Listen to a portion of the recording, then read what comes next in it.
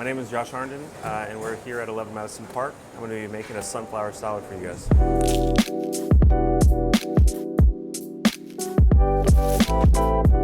So to start, I wanted to talk about the ingredient that's probably the most unique about the dish, is the actual sunflowers.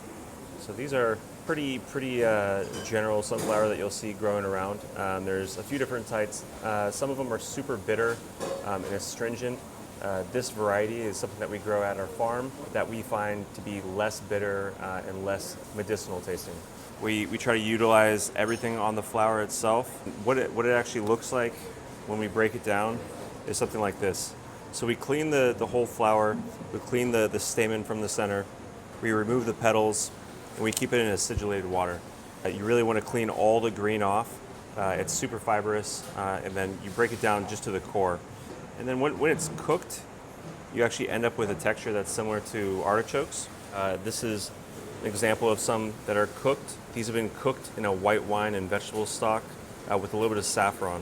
And that helps with the discoloring as well, because they start out pretty pale and pretty white. So if you add like a little bit of saffron, it gives it a nice kind of yellow golden color to them. The salad's gonna be paired with some summer beans, some yellow wax beans, a little bit of green tomatoes that have been pickled, some sunflower seeds, a little bit of a mustard aioli, and then we try to do different varieties of the petals themselves. So we've baked some chips that are simply baked with a little bit of olive oil and salt in between silpats and roasted at 300 degrees in the oven. And then we have some that we fermented. We fermented them with a rice paste, a little bit of chili, a little bit of garlic and onion, similar to what you would do for a kimchi. And then we have some that are just fresh that have been washed and cleaned. To start building the salad, we use a rectangular mold.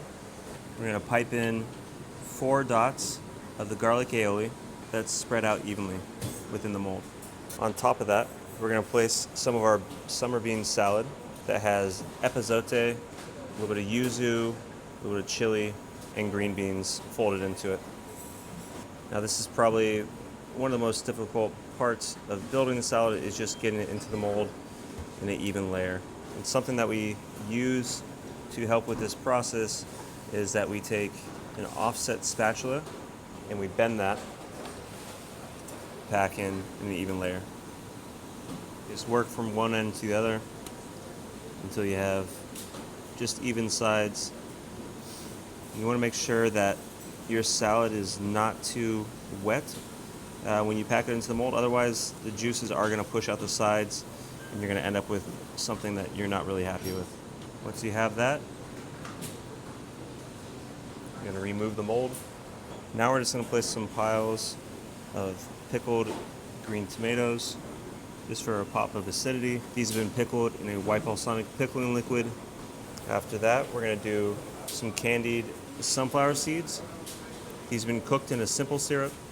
You let the sugar reduce down, you place them into a colander, and then you rinse off any of the excess sugar quickly, and then you fry it in an oil that's at about 350 degrees. From here, we're going to add some of our kimchied sunflower petals. They're pretty strong, so we don't really need to add too many. Just adds like a little bit of funk and a little bit of acid to the dish.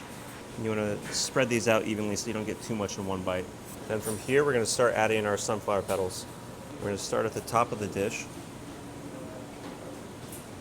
We're going to do some thinly sliced yellow wax beans in between each layer.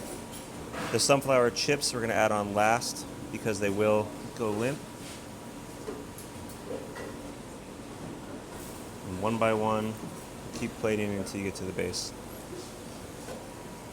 And add one more bean just to finish it off, just so that the salad is fully covered. Now another fun part of this is we've taken the sunflower marigold, these pieces here, we've thinly sliced them and layered them out onto a piece of parchment. So it's naturally pretty sticky itself, so you can actually take that with your offset spatula and lift it up, and it should stay in one piece. If it does break apart, you can always fix it. If it sticks to the paper, you want to make sure you lift that first, and then press it on just lightly. So now you can see it's kind of lifted up on one side, and you can just press it down just so slightly in the center. the chips that we made and just tuck them under in between the rows. These are nice just to give it a little bit more texture, but they're also just adding a nice natural color to it.